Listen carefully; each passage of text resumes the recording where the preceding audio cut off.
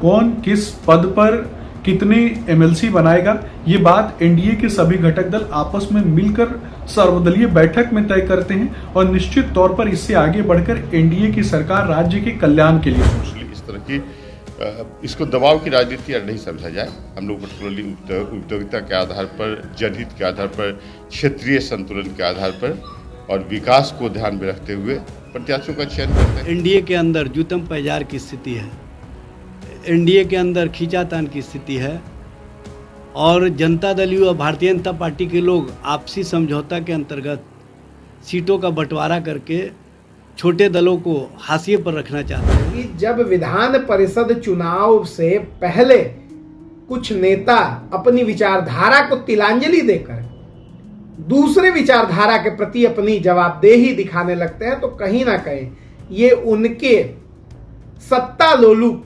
व्यवहार का भी परिचायक होता है और जनता इसे देखती है, महसूस करती है। बिहार विधान परिषद चुनाव हेतु अधिसूचना जारी कर दी गई है। चुनाव आयोग ने चुनाव की तारीखों का ऐलान कर दिया है। अब ऐसे में एनडीए की ओर से खींचातान शुरू हो गया है। केंद्रीय मंत्री जीतनराम मांझी की पार्टी हिंदुस्तानी अवाम मोर्चा ने एक सीट पर दावा किया है। बिहार में कुल 9 सीट पर विधान परिषद के चुनाव हो रहे हैं, एक सीट पर उपचुनाव हो रहे हैं। नीतीश कुमार की खाली हुई सीट पर उपचुनाव होगा और ऐसे में अब जीतनराम मांझी के दावे के बाद एनडीए में खलबली मच गई है।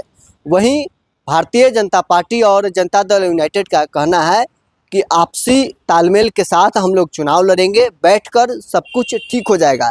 लेकिन राष्ट्रीय जनता दल और कांग्रेस पार्टी स्पष्ट रूप से कह रही है कि चुनाव की घोषणा के साथ एनडीए में सब कुछ ठीक नहीं है, ये दिख गया। आने वाले दिनों में बहुत कुछ बिहार में देखने को मिलेगा।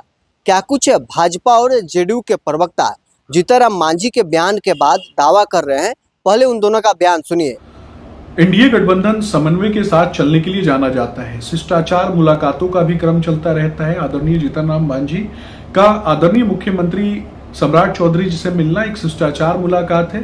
कौन किस पद पर कितने एमएलसी बनाएगा, ये बात एनडीए के सभी घटक दल आपस में मिलकर सर्वदलीय बैठक में तय करते हैं और निश्चित तौर पर इससे आगे बढ़कर एनडीए की सरकार राज्य के कल्याण के लिए सोचती है। देखिए, एक्चुअली एनडीए के जो 5 घटक दल हैं उनके बीच बेहतर तालमेल है और हम लोग मिल बैठ के किसी भी सीट के लिए बात कर लेते हैं। ये कोई पर्टिकुलरली इस तरह की इसको दबाव की राजनीति नहीं समझा जाए।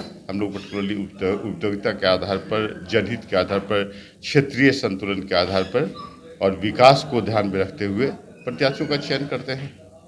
कह रहे कि हमें भी एक सीट चाहिए, मिलना चाहिए। देखिए, एनडीए पूर्ण रूप से लोकतांत्रिक गठबंधन है और लोकतंत्र में सभी को अपनी बात रखने का अधिकार है और इसी अधिकार का प्रयोग करते हुए वो अपनी बातें रख रहे हैं।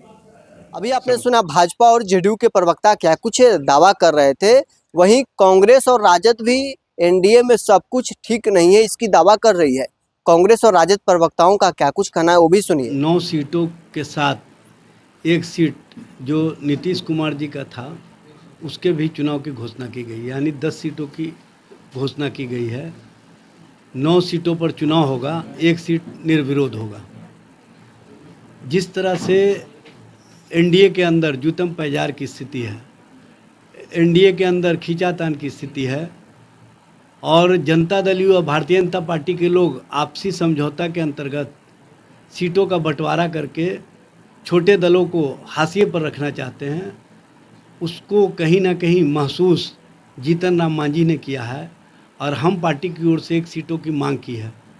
लेकिन मुझे नहीं लगता है कि भारतीय जनता पार्टी और जनता दल हम पार्टी को कोई स्थान देने। चुनाव की घोषणा हो चुकी है और ऐसे में बहुत सारे राजनीतिक कार्यकर्ता होते हैं जो अपनी विचारधारा का कहीं ना कहीं तिलांजलि दे देते हैं सत्ता प्राप्ति के लिए। तो ऐसे जो लोग जो विचारधारा के लिए नहीं, केवल सत्ता सुख के लिए राजनीति करते हैं, वो इधर से उधर पलटी मारते रहते हैं। तो ऐसी ही कुछ पलटियां देखने को हमें हाल में मिल रही हैं और ऐसी ही मीटिंग्स देखने को मिल रही हैं।